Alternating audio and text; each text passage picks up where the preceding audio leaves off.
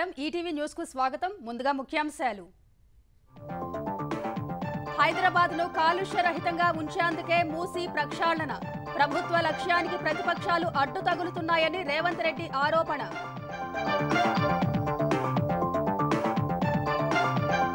జపాన్లో తెలంగాణ యువతకు ఉద్యోగాలు కల్పించేందుకు చర్యలు సీఎం సమక్షంలో 2 సంస్థలతో టామ్కామ్ కీలక ఒప్పందాలు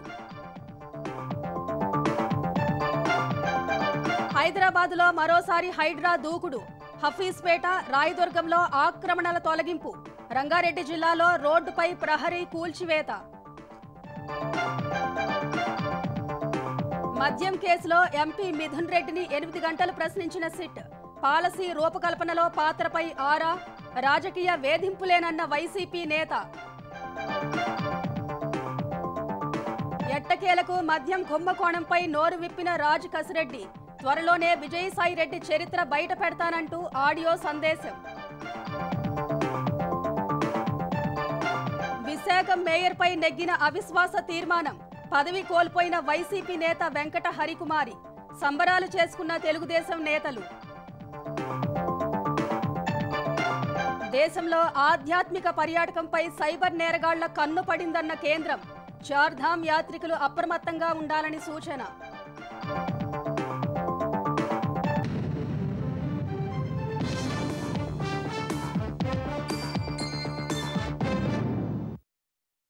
కాలుష్యంతో ఢిల్లీలో వ్యవస్థలు స్తంభిస్తున్నాయని అలాంటి పరిస్థితి హైదరాబాద్కు రాకుండా చూసేందుకే మూసీ ప్రక్షాళన చేపడుతున్నామని ముఖ్యమంత్రి రేవంత్ రెడ్డి స్పష్టం చేశారు.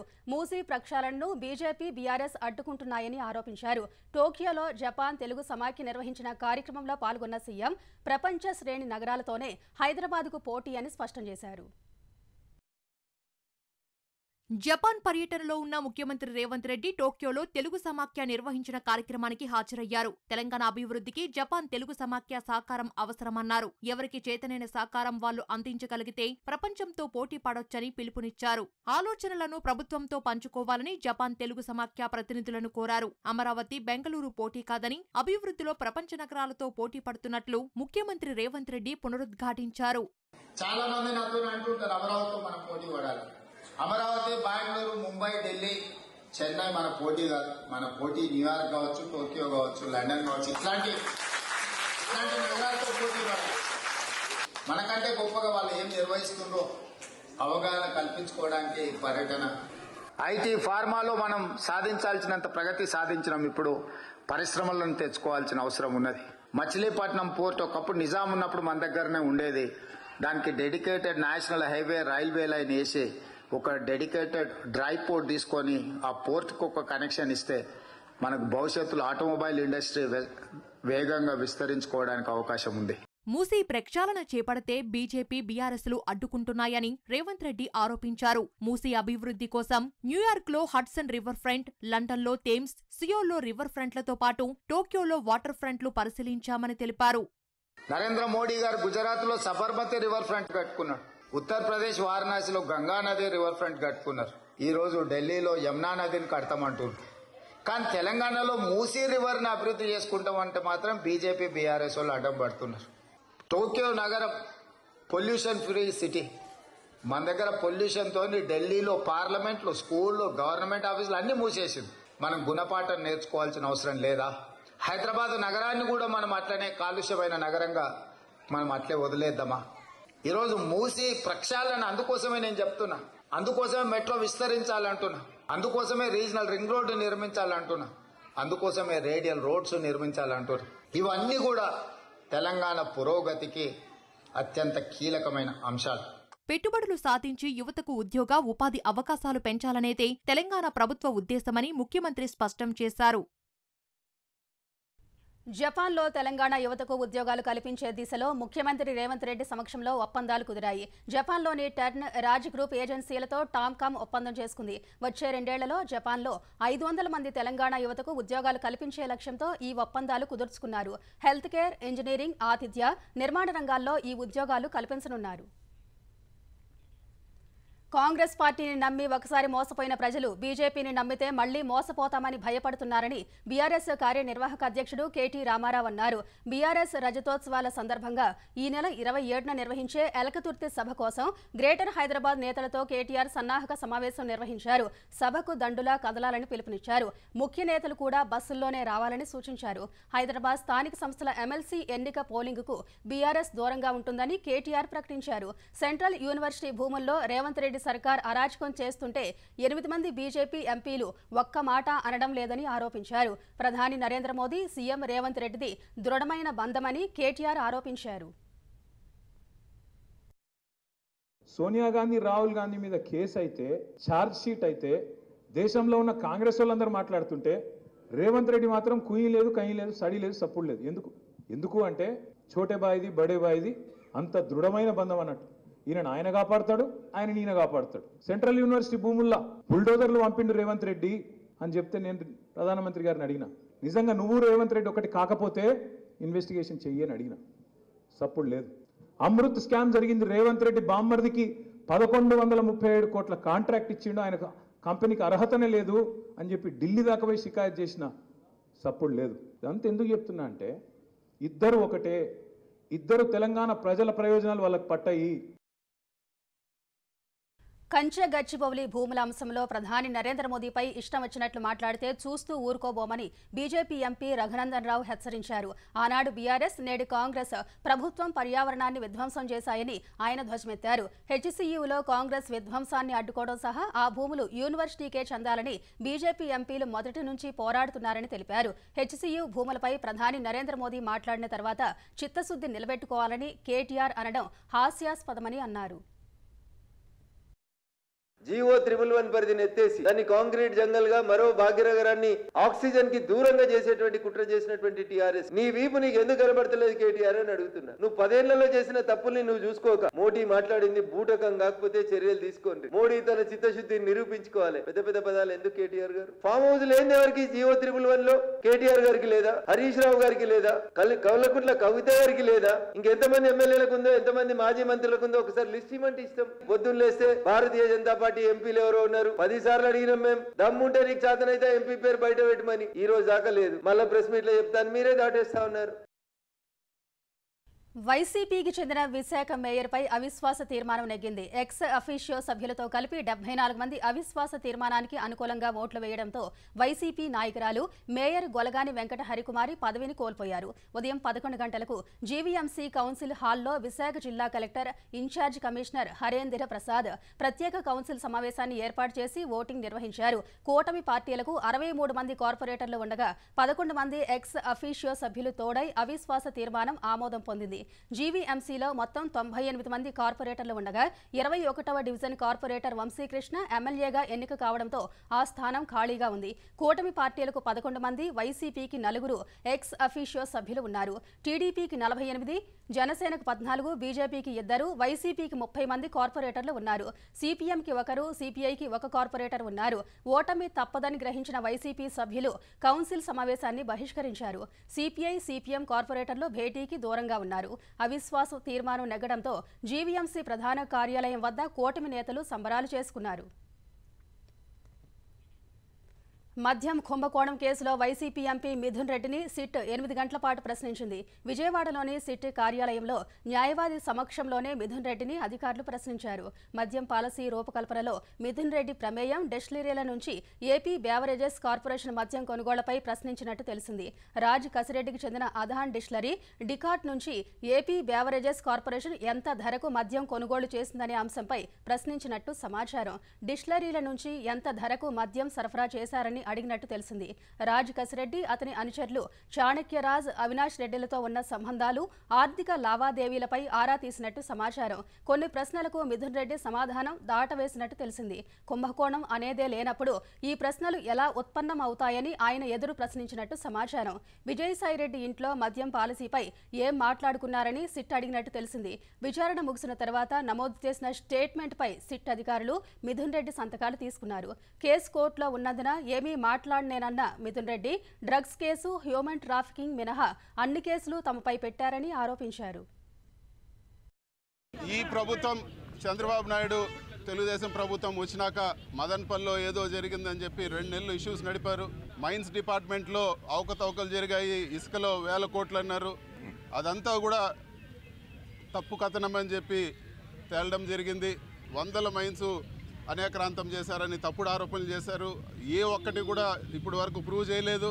మా సొంత ల్యాండ్ అని పేపర్లు చూపించినా కూడా ఇది ఫారెస్ట్ ల్యాండ్, దీన్ని ఆక్రమించారన్నారు. మేము కోర్టుకు పోతే మళ్ళీ అదంతా కూడా కరెక్ట్గానే ఉందని చెప్పి కోర్టుకు వాళ్ళు సబ్మిట్ చేయడం జరిగింది. అన్ని ఆరోపణలు చేసి ఇప్పుడు చివరిగా లిక్కర్ స్కామ్ అని చెప్పి ఇంకొక ఆరోపణ చేస్తున్నారు. ఇన్ని ఆరోపణలు లాగిన ఇది కూడా ఒక పొలిటికల్ హరాస్మెంట్ కేసు మాత్రమే. ఇలాంటి కేసులకు భయపడేది లేదు, ధైర్యంగా ఎదుర్కొంటామని చెప్పి కూడా ఈరోజు మీ సమక్షంలో తెలియజేస్తా ఉన్నాను. మద్యం కుంభకోణంలో ఆరోపణలపై రాజు కసిరెడ్డి స్పందించారు. మీడియాకు ఓ ఆడియో సందేశాన్ని పంపిన ఆయన సిట్ నుంచి తనకు 2 సార్లు నోటీసులు వచ్చాయని తెలిపారు. ఈ నోటీసులపై న్యాయపరంగా పోరాటం చేస్తున్నట్టు చెప్పారు. నిర్ణీత సమయం ఇచ్చి నోటీసులు ఇవ్వాలని హైకోర్టును ఆదేశించినట్టు చెప్పిన రాజు కసిరెడ్డి సిట్ నోటీసులపై సుప్రీంకోర్టులో పిటిషన్ వేసినట్టు తెలిపారు. ఈ పిటిషన్పై సుప్రీంకోర్టు నిర్ణయం కోసం వేచి చూస్తున్నట్టు వివరించారు. ఇదే సమయంలో మద్యం కుంభకోణంతో తనకు ఎలాంటి సంబంధం లేదన్న ఆయన మాజీ ఎంపీ విజయసాయిరెడ్డిపై పరుష పదజాలంతో విరుచుకుపడ్డారు. త్వరలోనే విజయసాయిరెడ్డి చరిత్ర బయటపెడతానని చెప్పారు. విజయసాయిరెడ్డి అనే వ్యక్తి నిన్న మాట్లాడిన మాటలు దాని గురించి all I want to say right now, ఆ మనిషి ఒక బట్టెబాజ్ మనిషి. ఆయన గురించి ప్రస్తుతానికి I don't want to talk too much about it, because నా ఈ లీగల్ మ్యాటర్స్ అన్నిటికీ అయిన తర్వాత once I come I face the investigation, నేను మీడియా మొత్తం అందరినీ పిలుచుకొని ఈ బట్టెబాజ్ మనిషి గురించి ఆయన చరిత్ర అంతా తీసి అందరి ముందు పెడతాను. Absolutely have no qualms about it. అది జరుగుతుంది.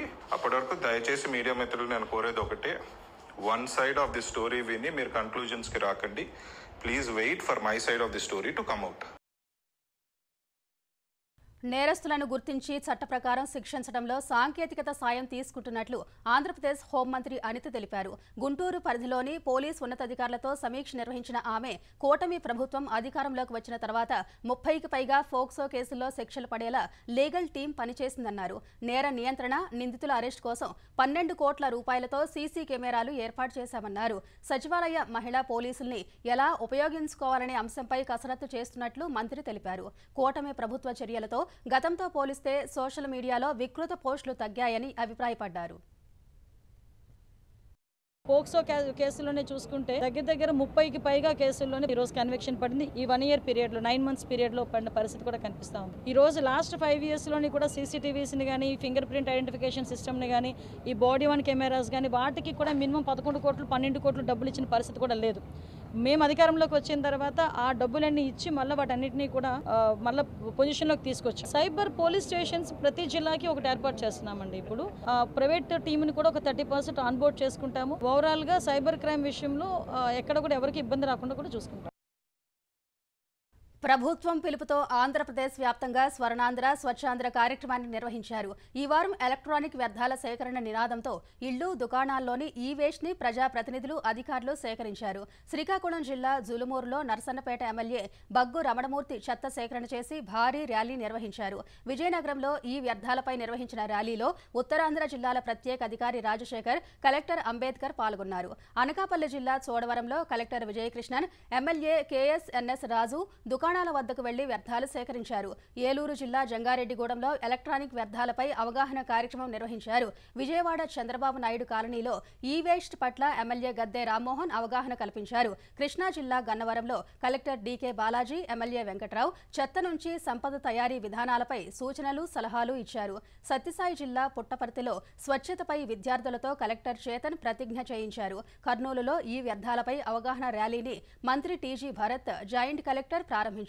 తిరుపతి జిల్లా చంద్రగిరిలో ఎమ్మెల్యే పులివర్తి నాని, SP హర్షవర్ధన్ రాజు ప్రభుత్వ ఆసుపత్రిలో పరిసరాలను శుభ్రం చేశారు. నంద్యాల జిల్లా బనగానపల్లెలో జరిగిన స్వర్ణాంధ్ర స్వచ్ఛాంధ్రలో మంత్రి BC జనార్దన్ రెడ్డి పాల్గొని వ్యర్థాలను తొలగించారు. హైదరాబాద్ కొండాపూర్ హఫీజ్పేటలోని సర్వే నెంబర్ 79లో ఉన్న ప్రభుత్వ భూముల్లో ఆక్రమణలు తొలగించినట్టు హైడ్రా ప్రకటించింది. ఈ సర్వే నెంబర్లో 39.2 ఎకరాలు ఉండగా ప్రభుత్వ భూమి నిషేధిత జాబితాగా రెవెన్యూ రికార్డుల్లో నమోదైంది. అయితే సర్వే నెంబర్ 79/1గా పత్రాలు సృష్టించిన వసంత హోమ్స్ సంస్థ ప్రభుత్వ వ్యవస్థలను తప్పుదోవ పట్టించి 39 ఎకరాల్లోని 19 ఎకరాలు ఆక్రమించి ఇళ్లను నిర్మించి విక్రయించింది. ఖాళీగా ఉన్న మరో 20 ఎకరాల ప్రభుత్వ భూమిలో నిర్మాణాలు చేపట్టింది. వసంత హౌస్ నిర్మాణ సంస్థ ఆఫీస్ కార్యాలయం షెడ్లను ఏర్పాటు చేసి వివిధ సంస్థలకు అద్దెకిచ్చింది. ఈ భూములపై చాలా కాలం నుంచి సుప్రీంకోర్టులో కేసు నడుస్తోందని హైడ్రా తెలిపింది. సుప్రీంకోర్టు ఆదేశాలను ధిక్కరించి అక్రమ నిర్మాణాలను చేపట్టి అద్దెకు ఇచ్చినందున వాటిని తొలగించి ప్రభుత్వ భూమిగా బోర్డులు ఏర్పాటు చేసినట్టు హైడ్రా వివరించింది. అటు రాయదుర్గంలోని సర్వే నెంబర్ 5/2లోని 39 ఎకరాల ప్రభుత్వ భూమిని ఆక్రమించినట్లు నిర్ధారించిన హైడ్రా చెరువును కబ్జా చేసి ప్లాట్లుగా విక్రయిస్తున్న నార్నే ఎస్టేట్ సంస్థపై కేసు నమోదు చేసింది. ఆయా ఆక్రమణలు తొలగించి ప్రభుత్వ భూములుగా పేర్కొంటూ బోర్డు ఏర్పాటు చేసింది. రంగారెడ్డి జిల్లా తురకయాంజల్ మున్సిపాలిటీ పరిధిలోని ఇంజాపూర్ గ్రామంలో రంగాపురం కాలనీవాసుల కష్టాలను హైడ్రా తీర్చింది. 7 కాలనీకి వెళ్లే ప్రధాన రహదారిని ఆక్రమించి ఓ ప్రైవేట్ సంస్థ నిర్మించిన ప్రహరీని హైడ్రా తొలగించింది. ఆయా కాలనీవాసుల ఫిర్యాదుపై రంగంలోకి దిగిన హైడ్రా అధికారులు ఇవాళ ఆ నిర్మాణాలను కూల్చివేశారు. ఈ కూల్చివేతతో Apple Avenue, Srirangapuram, Sainath colony, Sundaraiah colony, Srisri Nivasa colony, Indiramma కాలనీలకు మార్గం ఏర్పడిందని స్థానికులు హర్షం వ్యక్తం చేశారు. ప్రభుత్వానికి హైడ్రాకు ధన్యవాదాలు తెలిపారు. హైదరాబాద్ కంచె గచ్చిబౌలి భూముల వ్యవహారంలో ఏఐ జనరేటెడ్ ఫోటోను తాను రీపోస్ట్ చేసినట్టే చాలా మంది చేశారని, వారందరిపై చర్యలు తీసుకుంటారా అని సీనియర్ ఐఏఎస్ స్మితా సబర్వాల్ ప్రశ్నించారు. కంచె గచ్చిబౌలి భూములపై పోలీసులు ఇచ్చిన నోటీస్ మేరకు ఆమె ఇవాళ విచారణకు హాజరయ్యారు. ఈ విచారణలో పోలీసులు అడిగిన ప్రశ్నలన్నిటికీ సమాధానాలు ఇచ్చినట్టు సామాజిక మాధ్యమం ఎక్స్లో పోస్ట్ చేశారు. చట్టాన్ని గౌరవించే వ్యక్తిగా అన్ని ప్రశ్నలకు వివరణ ఇచ్చినట్టు తెలిపారు. కంచె గచ్చిబౌలి భూముల విషయంలో తనకు నోటీసులు ఇచ్చినట్టే ఏఐ ఫోటోను రీపోస్ట్ చేసిన 2000 మందిపై చర్యలు ఉంటాయా అని స్మితా సబర్వాల్ ప్రశ్నించారు. ఈ విషయంలో చట్టం అందరికీ సమానమా లేక ఎంపిక చేసిన వారినే లక్ష్యం చేసుకుని ప్రశ్నిస్తున్నారా అని తన పోస్టులో రాసుకొచ్చారు. 25 ఏళ్లు పూర్తి చేసుకున్న సమగ్ర శిక్షా పథకం ఉన్నత లక్ష్యాలతో అందరికీ విద్యను అందిస్తూనే విద్యార్థుల శారీరక, మానసిక విద్యా వికాసానికి చేసిన కృషి ప్రశంసనీయమని ఏపీ విద్యాశాఖ మంత్రి నారా లోకేష్ అన్నారు. సమగ్ర విద్యా ప్రయాణంలో భాగమైన ప్రభుత్వాలు, అధికార యంత్రాంగం, సిబ్బంది, ఉపాధ్యాయులు, విద్యార్థులు, తల్లిదండ్రులు, వివిధ సంస్థలు, సంఘాలకు ఆయన అభినందనలు తెలిపారు. ఎన్నో అవార్డులు, రివార్డులు సాధించిన సమగ్ర శిక్ష టీం వర్క్తో మరిన్ని లక్ష్యాలను చేరుకోవాలని ఆకాంక్షించారు. సమగ్ర శిక్ష 25 ఏళ్ల ప్రస్థానంపై మనబడి మాసపత్రికలో చక్కగా వివరించారని తెలిపారు. ప్రభుత్వం చేపట్టిన విద్యా సంస్కరణలు, పథకాలు, కార్యక్రమాలు మనబడి ద్వారా ప్రచారం కల్పిస్తున్న సంపాదక బృందాన్ని అభినందించారు. ఉప ముఖ్యమంత్రి పవన్ కళ్యాణ్ అల్లూరు జిల్లాలోని గిరిజనులకు కొత్త చెప్పులు పంపిణీ చేశారు. ఈ నెల 7న అడవి తల్లి బాట కార్యక్రమంలో భాగంగా ఆదివాసీ గ్రామం పెదపాడు, కురిడి గ్రామాల్లో పవన్ పర్యటించారు. ఆ సమయంలో గిరిజనులు చెప్పులు లేకుండా నడుస్తున్న తీరును చూసి చలించిపోయారు. చాలా మందికి చెప్పులు కొనుక్కునే స్తోమత లేదని తెలుసుకుని బాధపడ్డారు. ఉపాధి హామీ సిబ్బందికి చెప్పి గ్రామంలో మొత్తం ఎంతమంది ఉంటారు, వారి చెప్పుల కొలతలు తెప్పించుకున్నారు. మొత్తం 345 మంది గిరిజనులకు తన సొంత డబ్బుతో నాణ్యమైన పాదరక్షలు పంపిణీ చేయించారు. పవన్ దాతృత్వంపై ఆ గ్రామాల ప్రజలు సంతోషం వ్యక్తం చేశారు.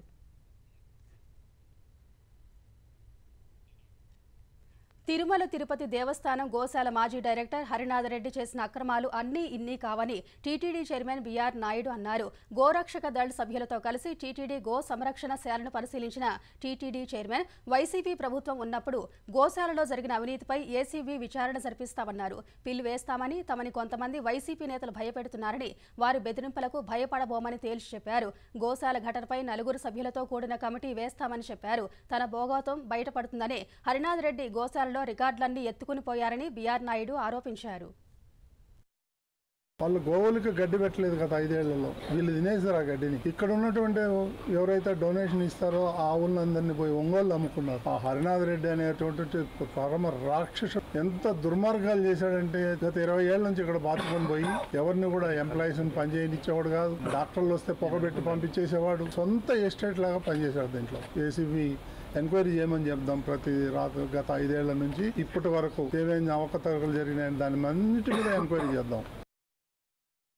జేఈఈ మెయిన్స్ లో తెలంగాణ ఎస్సీ గురుకుల విద్యార్థులు సత్తా చాటారు. జేఈఈ అడ్వాన్స్ కు 525 మంది విద్యార్థులు అర్హత సాధించారు. జనవరి, ఏప్రిల్ 2 విడతల్లో జరిగిన పరీక్షల్లో 90 అంతకంటే ఎక్కువ పర్సంటైల్ సాధించిన విద్యార్థులు 40 మంది ఉన్నట్లు గురుకులాల కార్యదర్శి డాక్టర్ అలగు వర్షిని వెల్లడించారు.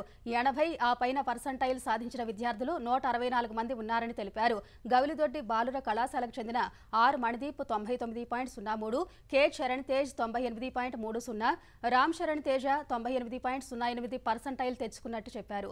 బాలికల కళాశాల విద్యార్థినులు B Tejaswini 98.27, K Keerthana 96.71 percentile సాధించారని చెప్పారు. జేఈఈలో రాణించిన గురుకుల విద్యార్థులను ముఖ్యమంత్రి, మంత్రులు అభినందించారు. పవిత్ర చార్ధామ్ యాత్ర వచ్చే నెలలో ప్రారంభం కానుంది. మే 2న కేదార్నాథ్, మే 4న బద్రీనాథ్ ఆలయ ద్వారాలు తిరిగి తెరుచుకోనున్నాయి. ఈ మేరకు కేదార్నాథ్, బద్రీనాథ్ ఆలయ కమిటీ వెల్లడించింది. కేదార్నాథ్, బద్రీనాథ్, యమునోత్రి, గంగోత్రి ఆలయాల సందర్శనను చార్ధామ్ యాత్రగా పేర్కొంటారు. యమునోత్రి నుంచి మొదలయ్యే ఈ యాత్ర బద్రీనాథ్ సందర్శనతో పూర్తవుతుంది. చార్ధామ్ యాత్రికుల భద్రతకు ఉత్తరాఖండ్ ప్రభుత్వం కట్టుబడి ఉందని సీఎం పుష్కర్ సింగ్ ధామీ తెలిపారు. చార్ధామ్ యాత్ర ఉత్తరాఖండ్ ఆర్థిక వ్యవస్థకు ప్రధాన ఆదాయ వనరుగా ఉంది. దేశంలో ఆధ్యాత్మిక పర్యాటకంపై సైబర్ నేరగాళ్ల కన్ను పడిందని, చార్ధామ్ యాత్రికులను లక్ష్యంగా చేసుకుని మోసాలకు పాల్పడే అవకాశం ఉందని కేంద్ర ప్రభుత్వం అప్రమత్తం చేసింది. ఫేక్ వెబ్సైట్లు, ఫేస్బుక్ పోస్టులు, గూగుల్లో నకిలీ పెయిడ్ యాడ్లతో బోల్తా కొట్టిస్తున్నారని కేంద్ర హోంశాఖ పరిధిలోని Indian cyber crime coordination centre ఓ ప్రకటన విడుదల చేసింది. చార్ధామ్ యాత్రికులకు హెలికాప్టర్ బుకింగ్లు, అతిథి గృహాలు, hotel bookings, online cab, holiday ప్యాకేజీల పేరిట మోసాలు జరుగుతున్నట్టు పేర్కొంది. స్పాన్సర్డ్ పేరుతో ఉండే లింకులు, ఫేస్బుక్, వాట్సాప్లో వచ్చే లింకుల్ని క్లిక్ చేసే ముందు అసలైనవా, నకిలీవా అని నిర్ధారించుకోవాలని సూచించింది. వీలైనంత వరకు ప్రభుత్వ వెబ్సైట్లు లేదా నమ్మదగిన ప్రైవేట్ ఏజెన్సీలను ఆశ్రయించాలని సూచించింది. డ్రగ్స్ కేసులో మలయాళ నటుడు షైన్ టామ్ చాకోను కేరళ పోలీసులు అరెస్ట్ చేశారు. ఈ ఉదయం మాదక ద్రవ్యాలకు సంబంధించిన కేసులో విచారణకు హాజరైన అతన్ని పోలీసులు 4 గంటల పాటు విచారించారు. అనంతరం అదుపులోకి తీసుకున్నారు. ఎన్డీపీఎస్ చట్టంలోని పలు సెక్షన్ల కింద చాకోపై కేసు నమోదు చేశామని పోలీసులు తెలిపారు. డ్రగ్స్ వినియోగానికి సంబంధించి త్వరలోనే వైద్య పరీక్షలు నిర్వహిస్తామని చెప్పారు. ఇటీవల కొచ్చిలోని ఓ హోటల్లో డ్రగ్స్ వినియోగిస్తున్నారన్న సమాచారంతో పోలీసులు సోదాలు చేశారు. అయితే పోలీస్ బృందం హోటల్కు రావడానికి ముందే షైన్ టామ్ చాకో పారిపోయినట్టు వార్తలొచ్చాయి. ఆ సమయంలో 3వ అంతస్తులో ఉన్న అతడు కిటికీలో నుంచి 2వ అంతస్తులోకి దూకి అక్కడి నుంచి పారిపోయినట్టు తెలిసింది. తర్వాత పోలీసులు నోటీసులు ఇవ్వగా ఇవాళ విచారణకు హాజరైన చాకోను అరెస్టు చేశారు. అనంతరం ఆయనకు స్టేషన్ బెయిల్ ఇచ్చి పంపారు. చాకో తెలుగులో దసరా, దేవరా, డాకు మహారాజ్ వంటి చిత్రాల్లో నటించాడు. ఢిల్లీ ముస్తఫాబాద్ ప్రాంతంలో 4 అంతస్తుల భవనం కూలి 11 మంది చనిపోయారు. ఇప్పటి వరకు శిథిలాల నుంచి 11 మందిని కాపాడినట్టు అధికారులు తెలిపారు. ఈ 11 మందికి ఆసుపత్రిలో చికిత్స చేస్తున్నట్టు వివరించారు. భవనం కూలినప్పుడు అందులో 22 మంది ఉన్నట్టు అధికారులు చెప్పారు. తెల్లవారుజామున 3 గంటల సమయంలో భవనం కుప్పకూలగా తమకు 3 గంటల 2 నిమిషాలకు సమాచారం అందినట్టు పోలీసులు తెలిపారు. వెంటనే ఎన్డీఆర్ఎఫ్ సిబ్బందితో కలిసి అక్కడికి చేరుకుని సహాయక చర్యలు చేపట్టినట్టు వివరించారు.